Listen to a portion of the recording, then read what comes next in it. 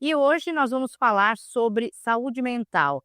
Nós vamos falar sobre ansiedade, o transtorno de ansiedade generalizada. E para esse papo nós convidamos o médico psiquiatra, que eu vou já convidá-lo a vir aqui, o Ciro Massi. Ciro, boa tarde, tudo bem com você? É um prazer tê-lo aqui conosco.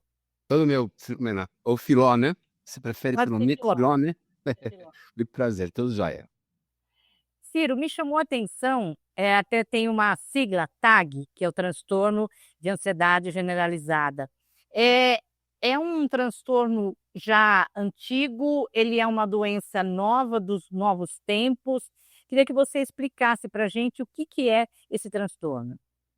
Então, o TAG, o transtorno de ansiedade generalizada, ele é reconhecido como um transtorno psiquiátrico. A gente não chama de doença porque os transtornos psiquiátricos têm várias causas. Não é como, por exemplo, uma amidalite, que você tem uma única causa e chama de doença. Os transtornos psiquiátricos têm várias causas, né? A gente normalmente aborda do ponto de vista biológico, psicológico e social, ou sociocultural, para poder entender. E a ansiedade é tão antiga quanto a humanidade, né? Não existe a palavra ansiedade sem humanidade, e não existe a humanidade sem a ansiedade. Nos séculos passados, eu estou falando aí Idade Média, mesmo anteriormente, quem se ocupava da ansiedade eram os filósofos e os religiosos, né?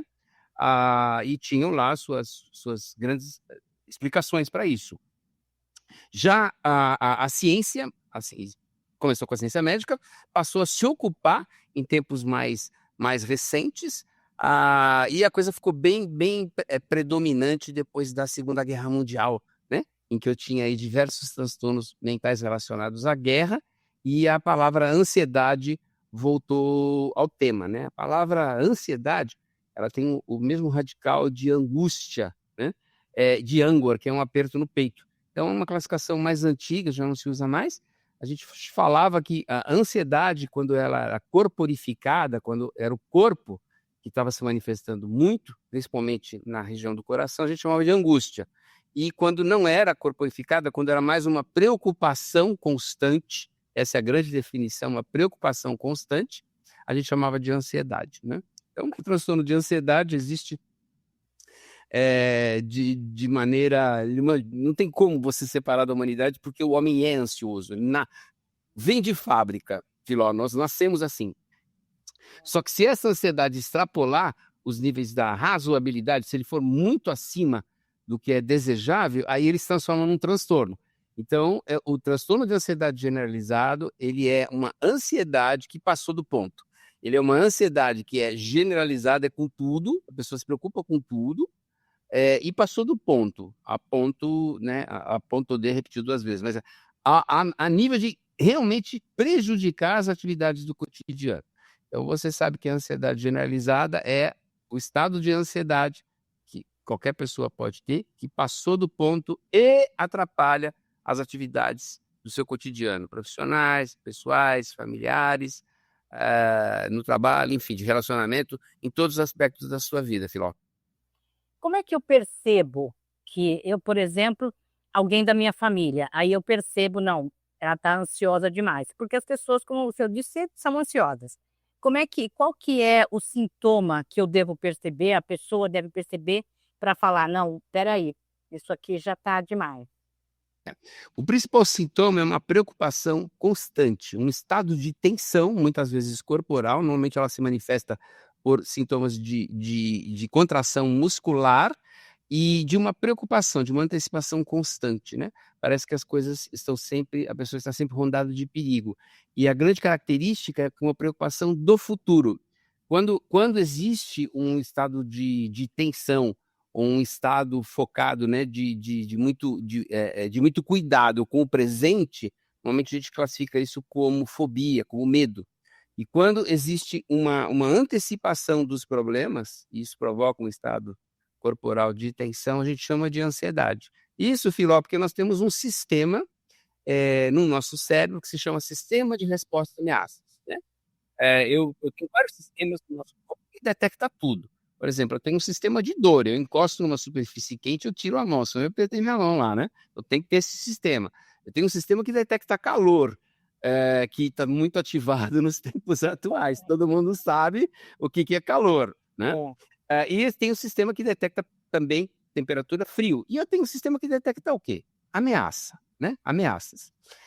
Ele é essencial para a nossa sobrevivência. A gente já vem de fábrica assim. Eu tenho que detectar. Eu estou atravessando a rua lá, tranquilo, olhando para um lado, olhando para o outro. Se eu não sentir um sinal de perigo, porque eu vi o pneu guinchando, alguém buzinando, eu posso morrer atropelado. Então, o perigo, né, a ameaça, melhor dizendo, ela é essencial para a nossa sobrevivência, né? E sempre Olha, que entendo, desculpa interromper o senhor, mas o medo se encaixa aí? É bom a gente ter medo, porque o medo previne? tenha dúvida. Quando o sistema de ameaças é estimulado, esse sistema me avisa de duas maneiras. Olha, o problema, a ameaça é imediata, e aí eu sinto medo. Ou ele fala, olha, o sistema, a ameaça é lá no futuro, e aí eu sinto ansiedade. Então, é o mesmo sistema funcionando. Na verdade, eu tenho duas grandes manifestações, né, do ponto de vista das neurociências, que é a ameaça imediata, que eu chamo de medo, e a ameaça no futuro, que eu chamo de ansiedade, né? Mas pertencem ao mesmo fenômeno. Tanto que na classificação, né, das fobias, elas entram nos transtornos de ansiedade. Então, eu tenho transtorno de ansiedade generalizada, transtorno de pânico, fobias, eles pertencem ao mesmo capítulo, né? Porque eles são relativos a esse mesmo sistema de ameaças que nós temos que ter, né? Como uma casa, uma fábrica, por exemplo, tem que ter um alarme de incêndio, ou tem que ter o problema é que ele detecta fumaça. E aí tem, sei lá, alguém fumando lá na esquina e ele está tocando, aí já exagerou, né? Então aí esse sistema está desregulado, e aí entra o psiquiatra que vai ter que regular esse sistema de alguma maneira, Filó. Há uma incidência maior em alguma parte da população, homens, mulheres, faixa etária? Existe esses cortes, esses recortes? Existe. Infelizmente, as mulheres são campeãs nisso, né? Na maioria dos transtornos psiquiátricos, por uma série de razões, as mulheres são campeãs. Mais ou menos 2 vezes o dobro do que os homens, né? E tem várias razões para isso. Eu vou usar um modelo biopsicossocial, né? Então, do ponto de vista biológico, a mulher tem flutuações hormonais diárias, né? O homem 2 vezes na vida, quando ele está na adolescência e quando vai lá na terceira idade, né? Para a mulher é diário, mensal, é complicado. A mulher também, ela desde os tempos ancestrais, né? Ela tinha que cuidar do acampamento, ela tinha que cuidar dos filhos, enquanto os homens saíam para as caçadas. Então, assim, as mulheres já têm esse mecanismo de ficar atenta, preocupada, para ver se não iam atacar o acampamento, para ver se as crianças não estavam fugindo, se não tinha algum animal avançando em cima. Enfim, ela tinha que cuidar disso, né? Ela já nasce assim, né? Todo mundo conhece o fenômeno, a catástrofe que é um homem tentar achar um pote de queijo na geladeira. Porque o homem tem uma visão em túnel, né? Então ele não enxerga. Cadê o queijo? E aí, para humilhação masculina, chega a mulher e fala, tá aqui, né? E pega o pote de queijo que estava na cara dele. Porque a mulher tinha que realmente ficar atenta a muitas coisas ao mesmo tempo. Então, esse estado de ansiedade acontece tanto no homem quanto na mulher, mas é o dobro do ponto de vista da mulher, né? E também, assim, a mulher, no nosso contemporâneo, ela está sujeita, ela está imersa num ambiente cultural bastante desafiante, né? Então, nós temos aí várias mulheres que têm que ter uma proficiência, tem que ter uma profissão, tem que ter uma atividade profissional tão exigida quanto os homens, mas ela muitas vezes tem um segundo turno quando ela chega em casa, que ela tem que cozinhar, ela tem que lavar, ela tem que passar, ela tem que cuidar da família, né? E aí, quando alguém estiver doente, vai procurar a mamãe. Quer dizer, a mulher realmente está muito sobrecarregada, e isso é uma ameaça e vai gerar também um estado de ansiedade. Então, assim, infelizmente, as mulheres, o dobro. Normalmente, o transtorno de ansiedade generalizada, ele começa no final da adolescência, uma doença de pessoas jovens, né? Com a terceira idade, ele tende a diminuir, mas o ideal é procurar tratamento. Por quê? Esse estado de ansiedade, de inquietação, ele impede que você use plenamente as suas capacidades de raciocínio, que é essa região aqui, acima da sobrancelha, que a gente chama córtex pré-frontal, que é a região que decide, é a região que antevê problema, é a região que toma uma série de atitudes, resolve problemas, né? Resolve problemas. Então, nesse estado de tensão, essa região atua menos. E aí a pessoa tem mais dificuldade em resolver os problemas da sua vida, em tomar decisões e antever problemas. Então, ela começa a fracassar mais, né? Ela começa a ter mais problemas. E esse estado pode levar, e muitas vezes leva, à depressão. Então, assim, é uma frase comum em psiquiatria a gente dizer o seguinte: olha, a ansiedade generalizada maltratada normalmente acaba em depressão, acaba num transtorno depressivo maior, já é um outro transtorno. E isso sem contar que existe uma comorbidade, quer dizer, acontece ao mesmo tempo o transtorno de depressão, né? Então, esses fenômenos acontecem, Filó. Não sei se eu respondi sua pergunta. Respondeu. E existem gatilhos para isso? Normalmente ela Pode evitar, enfim. O que é um gatilho? É alguma coisa que é um gatilho, é uma coisa que desencadeia a ansiedade. Então, assim, de maneira geral, ela até chama generalizada, porque ela independe meio de gatilhos, né? Ela acontece com muita frequência, em vários aspectos de vida da pessoa, né? Ela não é referente a um só. Mas existe um outro fenômeno que muitas vezes, nem sempre, mas que muitas vezes acompanha a ansiedade generalizada, que é a crise de ansiedade. A crise aguda de ansiedade, é aquela que te leva para o pronto-socorro, é aquela que o indivíduo realmente passa muito mal. Essa, muitas vezes, está relacionada a algum gatilho, né? Alguma situação mais específica, né? O nosso cérebro, Filó, ele adota vários atalhos. Pensar gasta muita energia, né? Gasta muita energia. O corpo não tem tanta energia assim disponível. Então, normalmente, o que a gente faz é tomar atalhos mentais. A gente adota certos comportamentos, certos julgamentos para ganhar tempo e gastar menos energia, né? E nessa pode acontecer, por exemplo, de você ter um acontecimento em que você ficou muito ansioso. E aí alguma coisa próxima a esse acontecimento ou igual acaba te levando a um estado maior de ansiedade. Isso seria um gatilho, né, de ansiedade. Então, normalmente, ele está relacionado a alguma experiência anterior, né? Ele não ocorre assim, isoladamente, né?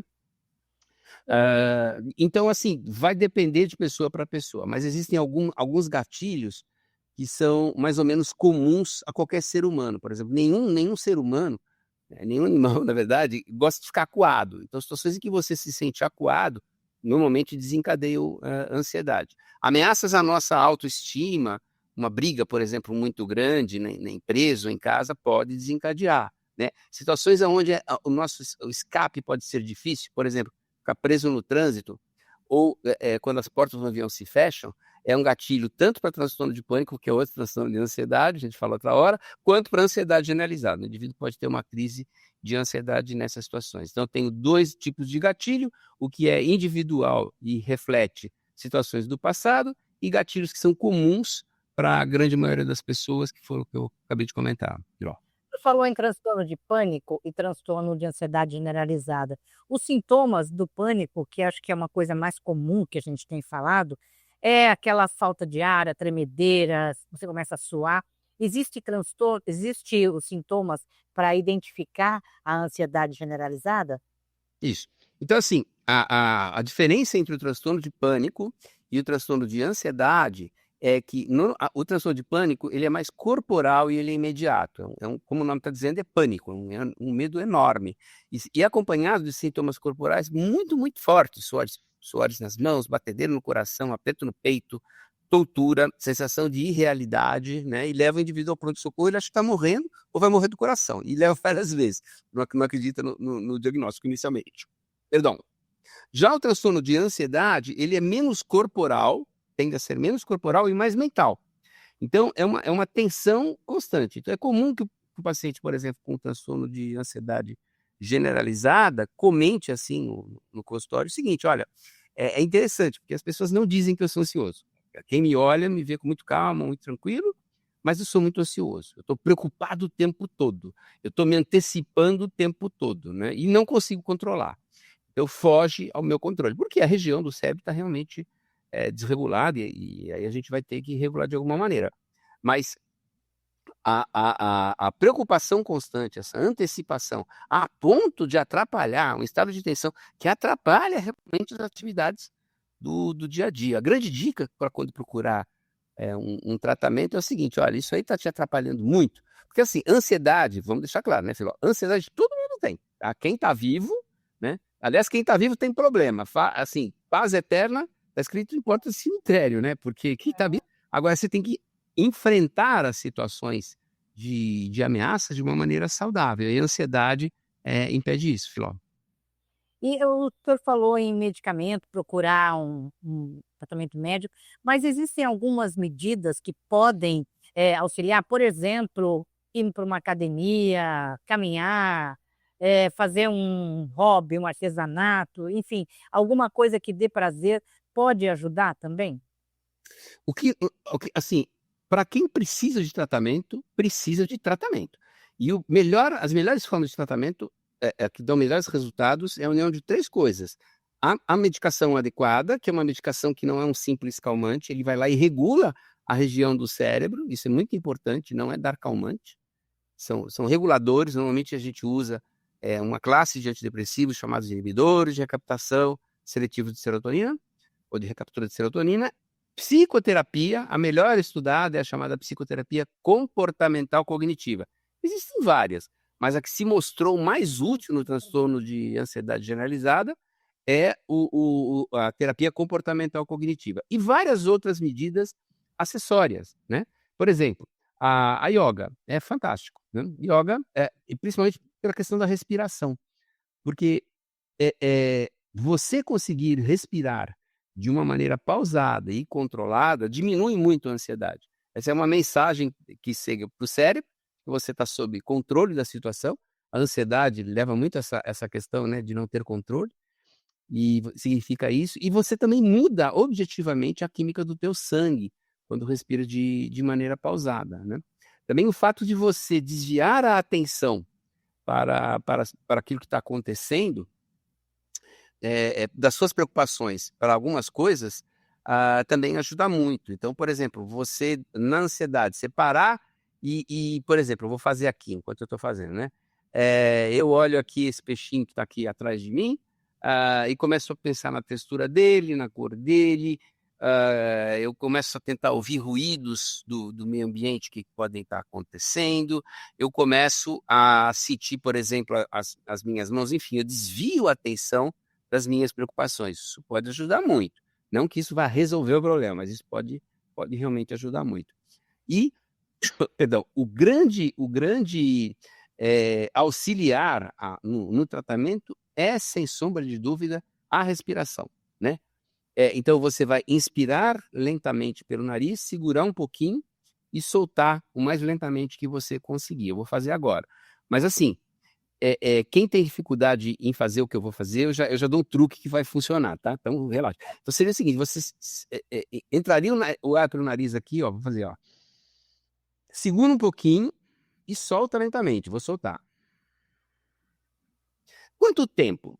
É mais ou menos o seguinte, você pode mais ou menos o tempo de 2 segundos para entrar, 1 segundo segura, 4 segundos para soltar. Para quem sofre de ansiedade, isso no início pode ser muito difícil. Você pede para a pessoa respirar e faz assim, né, ela enche o nariz de ar, porque isso é muito difícil. Então, esquece um pouquinho, isso para quem sofre de transtorno, tá. Esquece um pouquinho essa contagem e tenta soltar o ar o mais lentamente que você conseguir. Então seria isso aqui que eu vou fazer, inspira, segura um pouquinho e solta. Eu tô soltando aqui o ar mais lentamente que eu puder. Sempre inspirar pelo nariz, nunca pela boca, senão você vai ter dor de barriga. Mas para soltar, você pode soltar pela boca, você pode até fazer e tenta sentir essa sensação. Aí você já desvia a atenção da tua ansiedade para a sensação corporal do ar, entrando e saindo, né, entrando pelo nariz e saindo, por exemplo, pela boca. Essa é a grande medida acessória, né. Agora, contato com animais para muita gente faz mal, existe até a ecoterapia, o contato com a natureza é maravilhoso, a estratégia mais contemporânea que tem sido utilizada é uma sistematização de diversas técnicas de meditação oriental que se chama mindfulness, né? Que significa a meditação de plena atenção. Então, isso é ensinado, é uma técnica que é ensinada, e o indivíduo passa a focar no presente. Se a ansiedade é uma pré-ocupação, uma ocupação do futuro muito grande, voltar ao momento presente para ver tudo que está acontecendo é altamente terapêutico, né? Então, assim, aprender mindfulness é uma estratégia maravilhosa. Isso pode ser ensinado nas empresas, nas casas, nas comunidades, nos centros de saúde, no ambiente de trabalho. É facílimo. Eu acho que isso deveria ser implementado de maneira mais incisiva, né? Essa capacidade de fazer isso, Filó. E nós temos mais ansiosos hoje? Qual que é o cenário que nós temos? Crescendo. Infelizmente, o Brasil está nos primeiros postos aí do mundo, né? O Brasil é campeão de ansiedade, a região metropolitana de São Paulo é campeã do Brasil, e assim, nós estamos no olho do furacão, né? Por que isso está acontecendo? Tem diversas razões, né? Tem tanto razões biológicas, quanto, por exemplo, o consumo excessivo de alimentos muito processados, ultraprocessados. Esses alimentos são altamente inflamatórios, eles inflamam o organismo. Existe uma inflamação comum, tem que fazer um parênteses, existe uma inflamação comum, por exemplo, eu corto meu dedo, né? Aliás, eu quase cortei porque eu quebrei um dedo agora.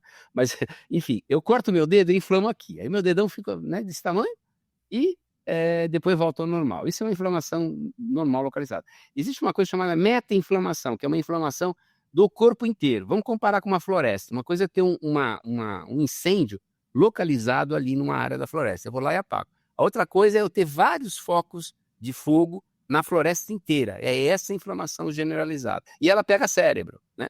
E uma coisa que ajuda nesses pequenos incêndios, nessa meta-inflamação, nessa inflamação generalizada, é a alimentação de baixa qualidade, de alimentos altamente processados. E, infelizmente, também no Brasil, o cuidado está bem abaixo do que seria o ideal com esse tipo de alimentos, né? Que são biscoito, excesso de farinha branca, excesso de refrigerante, excesso, não é para não comer, mas é excesso de, né? Carnes ultraprocessadas, enfim, são vários alimentos aí que promovem essa inflamação. Além disso, vários estados de inquietação socioambientais, né, socioculturais, podem piorar o estado de ansiedade. Por exemplo, na minha opinião, não só na minha opinião, na opinião de diversos psiquiatras, ambientes políticos altamente polarizados, né, contribuem porque eles são ameaçadores, né? Então eu começo a ver ameaça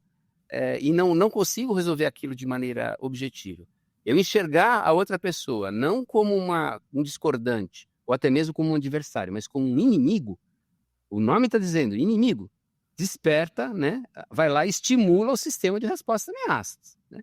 Então, assim, uma das grandes políticas públicas, na minha opinião, uma maneira do Estado contribuir para reduzir o estado de ansiedade, nós somos campeões mundiais, repito, é reduzir essas ameaças que estão acontecendo, né? Por exemplo, um ambiente altamente polarizado.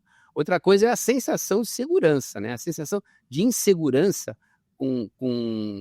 porque uma coisa é a estatística que a autoridade policial, a autoridade do Estado mostra sobre o combate à criminalidade. A outra coisa é a minha sensação de eu ficar o tempo todo preocupado se não vai sobrar uma bala, se eu não vou ser assaltado, esse tipo de coisa. Então, assim, dá muita atenção a esse estado, transmitindo um estado maior de segurança das pessoas, seria muito desejável, assim, de maneira geral. Então, são várias coisas, Filó, que acontecem ao mesmo tempo, né? Por isso que a gente chama de transtorno, porque ele não é uma doença, ele não tem uma única causa. São várias coisas que se unem. Então, eu não estou dizendo que a alimentação seja responsável, eu não estou dizendo que o ambiente polarizado seja responsável, eu não estou dizendo que o ambiente de segurança seja responsável, mas ele se une a várias coisas. E aí o indivíduo que já nasce predisposto para aquilo, aí a coisa aparece mesmo e vai exigir tratamento especializado, Filó.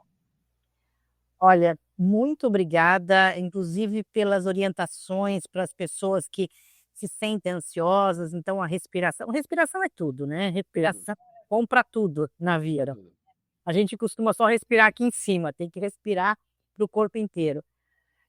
Ciro Massi, médico psiquiatra, muito obrigada pela entrevista, pela aula e até uma próxima. Até a próxima. Saúde a todos. Saúde a todas. Tchau, tchau.